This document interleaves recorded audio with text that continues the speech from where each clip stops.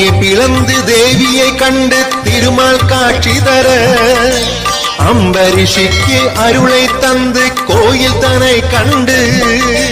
மதுரை அரசி மங்கம்மாளின் கனவில் தான் தோன்றி